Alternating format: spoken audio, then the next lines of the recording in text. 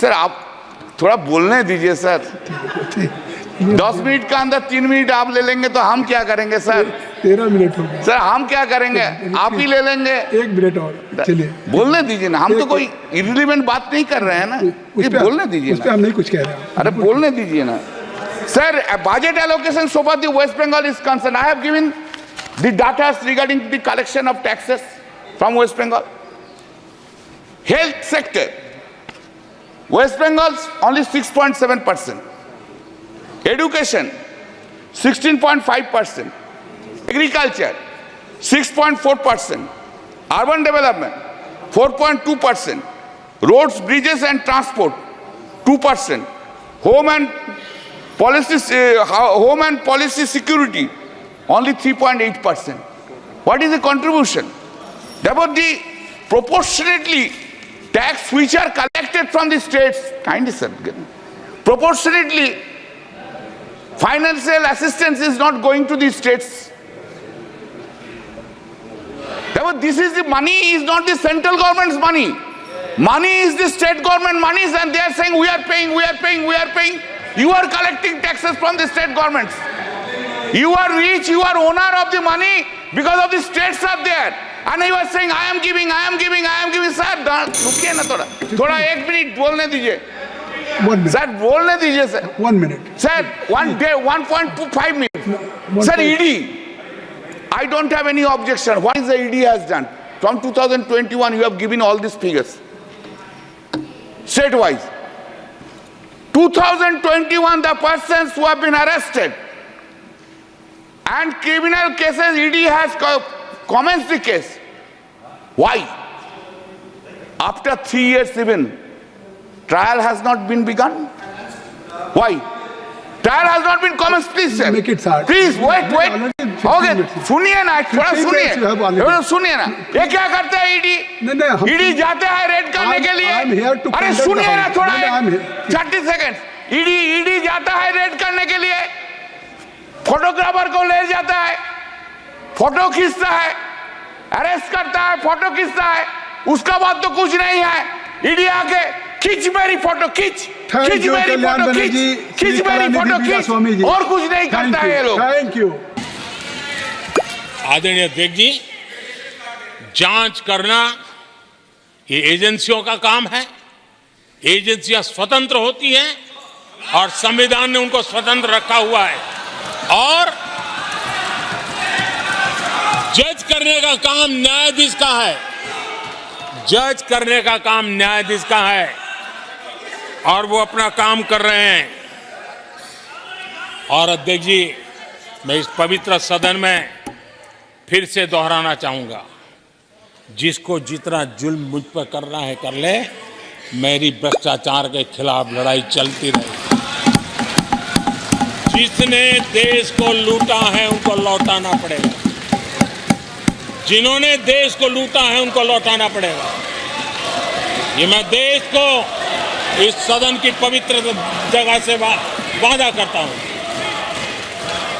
जिसको जो आरोप लगाना है लगा लें, लेकिन देश को लूटने नहीं दिया जाएगा और जो लूटा है वो लौटाना पड़ेगा. आदरणीय अध्यक्ष जी,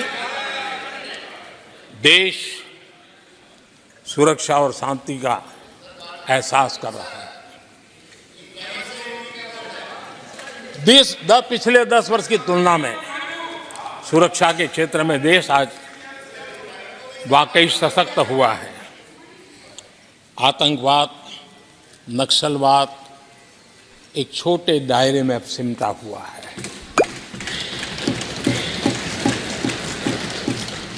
लेकिन भारत की जो टेररिज्म के प्रति जीरो टॉलरेंस नीति है, आज पूरे विश्व को भी भारत की इस नीति की तरफ चलने के लिए मजबूर होना पड़ा. भारत की सेनाएं सीमाओं से लेकर के समंदर तक अपने सामर्थ्य को लेकर के आज भी आगे है. हमें हमारी सेना के पराक्रम पर गर्व होना चाहिए.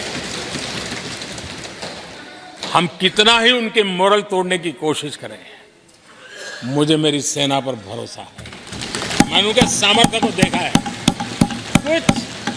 कुछ राजनेता सेना के लिए हल्के फुल्के शब्द बोल दें, इससे मेरे देश की सेना डिमोरलाइज होगी। ये सपनों में कोई रहते तो निकल जाए। देश के मूड को वो खत्म नहीं कर सकते। और किसी के एजेंट बन करके इस प्रकार की भाषा अगर कहीं से भी उठती है, देश कभी स्वीकार नहीं कर सकता है। और जो खुलेआम देश में अलग देश बनाने की वकालत करते हैं,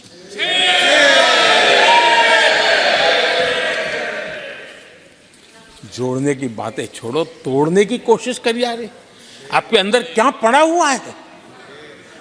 क्या इतने टुकड़े करके अभी भी आपके मन को समाधान नहीं हुआ है? देश के इतने टुकड़े कर चुके हो आप, और टुकड़े करना चाहते हो? कब तक करते रहोगे? आदरणीय अध्यक्ष जी, इसी सदन में अगर कश्मीर की बात होती थी तो हमेशा चिंता का स्वर निकलता था, छिटाकशी होती थी, आरोप प्रत्यारोप होते थे। आज जम्मू कश्मीर में अभूतपूर्व विकास की चर्चा हो रही है और गर्व के साथ हो रही है। पर्यटन लगातार बढ़ रहा है। G20 समिट होती है वहां, पूरा विश्व आज उसकी सराहना करता है। आर्टिकल 370 को लेकर के कैसा हुआ बना के रखा था। कश्मीर के लोगों ने जिस प्रकार से उसको गले लगाया है, कश्मीरी जनता ने जिस प्रकार से गले लगाया है, और आखिर के ये समस्या किसकी देन थी? किसने देश के माथे पर मारा था? किसने भारत के संविधान के अंदर इस प्रकार की दरार करके रखी हुई थी?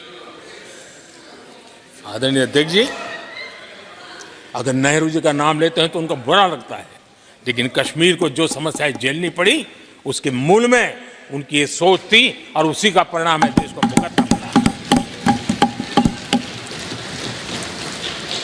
जम्मू कश्मीर के लोगों को, देश के लोगों को नेहरू जी की गलतियों का बहुत बड़ी कीमत चुकानी पड़ी है।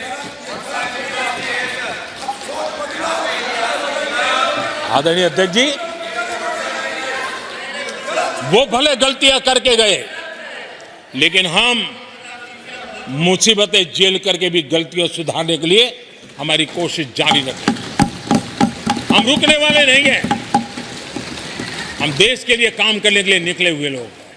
हमारे लिए नेशन फर्स्ट है।